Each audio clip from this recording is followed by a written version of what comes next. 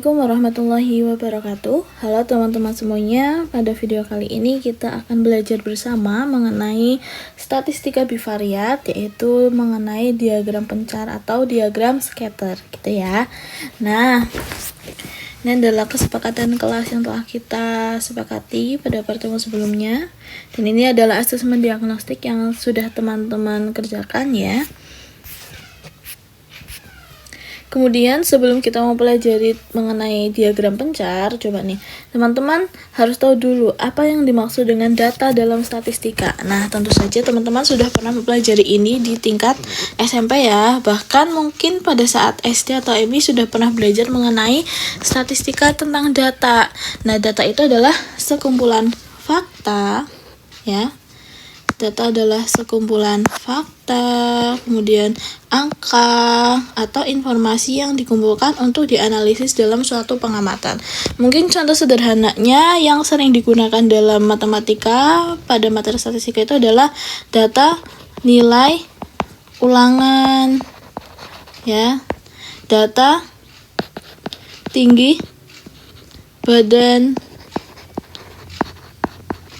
atau data berat badan, data ukuran sepatu gitu ya teman-teman ya.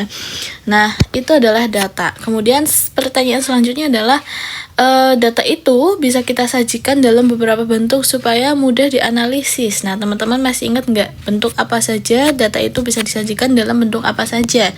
Nah, di sini data itu bisa disajikan dalam bentuk yang pertama itu ada diagram batang, kemudian ada diagram lingkaran, dan yang ketiga ada diagram garis gitu ya. Nah, selain itu data juga bisa disajikan dalam bentuk tabel ya. Selain itu juga dalam bentuk diagram gambar gitu. Misalkan nanti digambar ya teman-teman ya, kayak orang gitu-gitu. Nah, tabel teman-teman tentu saja tahu ya tabel itu yang seperti apa ya. Biasanya seperti ini, ada datanya apa di sini, terus kemudian di sini ada frekuensinya berapa gitu, ya kan? Oke, masih ingat tentu saja ya teman-teman mengenai penyajian data dalam beberapa bentuk ini. Kemudian untuk pertanyaan yang ketiga itu apa yang dimaksud dengan variabel dalam suatu penelitian atau pengamatan? Mungkin dari teman-teman ada yang sudah pernah mendengar variabel itu apa sih? Nah, variabel dalam penelitian itu merupakan faktor yang dapat berubah-ubah dan diukur dalam suatu penelitian. Nah, variabel ini digunakan untuk menguji antara hubungan, pengaruh, atau perbedaan dalam suatu fenomena yang sedang diteliti. Nah, nanti pada materi diagram pencar ini kita bakalan kenalan sama yang namanya dua variabel, yaitu variabel independen dan variabel dependen. Nah, nanti apa sih yang membedakan antara variabel independen dan juga variabel dependen? Nah, variabel independen ini teman-teman harus ingat ya, independen berarti dia itu variabel yang mempengaruhi. Kalau misalkan variabel dependen itu variabel yang dipengaruhi gitu. Nah, contoh sederhananya seperti ini teman-teman. Misalkan Bu Kanzu punya data ya, sebuah data mengenai tinggi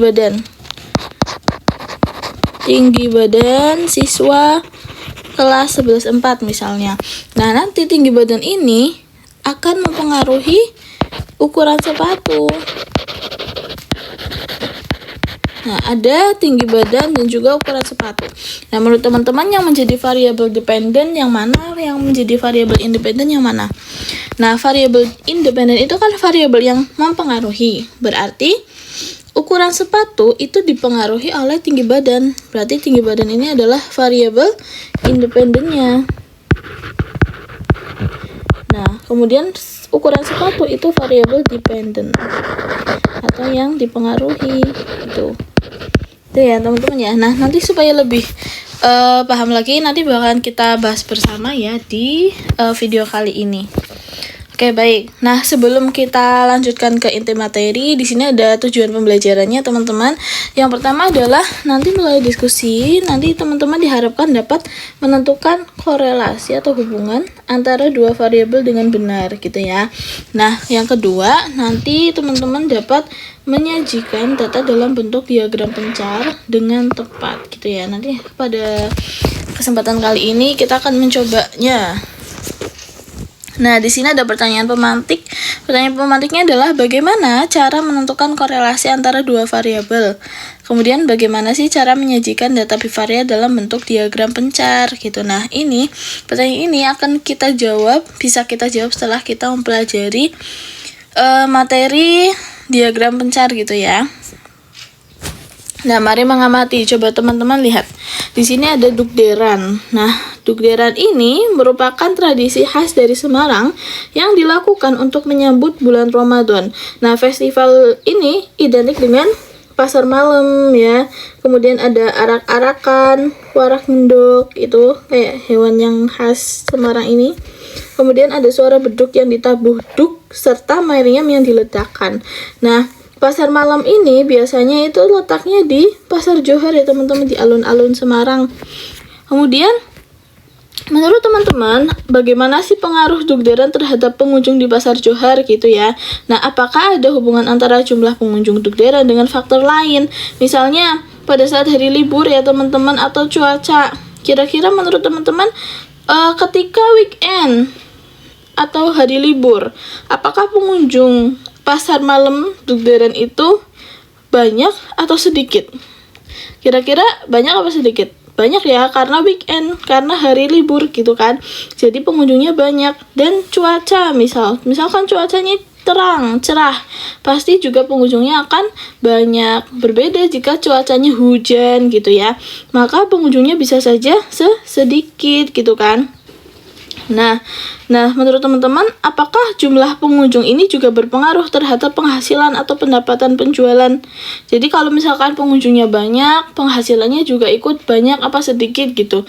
Nah, secara logika ya, kalau misalkan pengunjungnya banyak, berarti nanti juga penghasilannya juga ikut meningkat gitu kan. Kalau misalkan pengunjungnya berarti berpengaruh gitu kan. Kalau misalkan pengunjungnya banyak, nanti penghasilan atau pendapatan penjualan di pasar malam dukderan itu juga ikut meningkat gitu. Nah,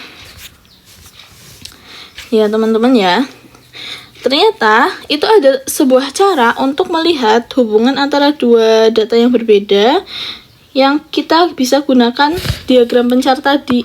Jadi misalkan tadi hubungan antara banyak pengunjung ya,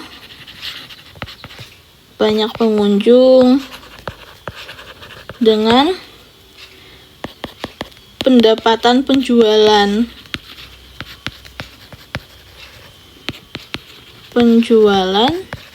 di pasar malam dukderan.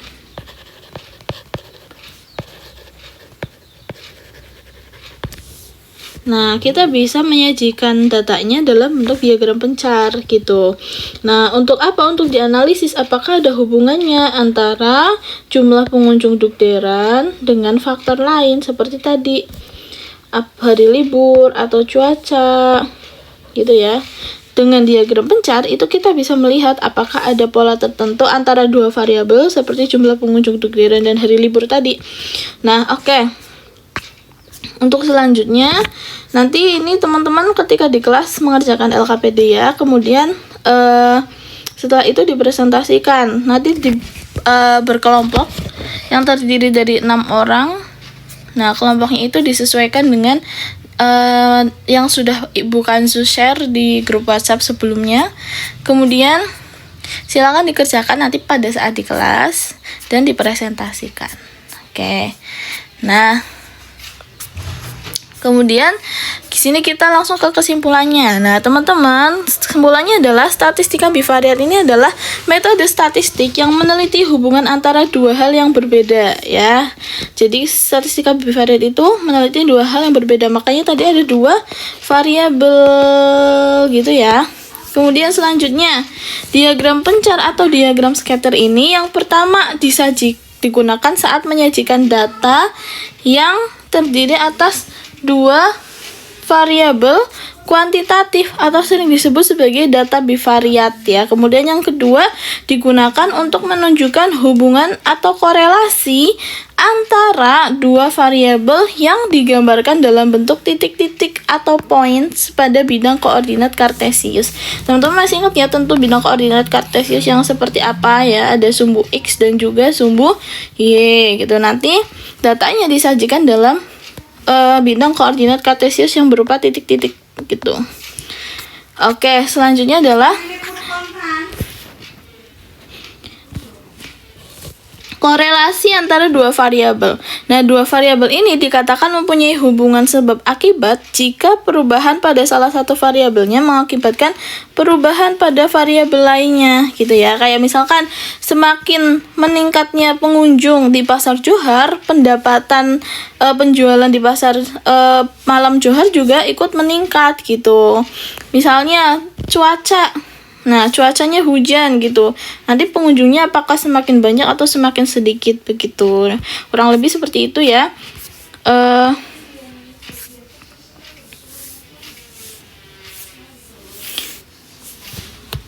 Kemudian kita bisa menentukan jenis korelasinya, apakah korelasi positif atau korelasi negatif atau tidak ada korelasi. Nah, maksudnya gimana korelasi positif itu?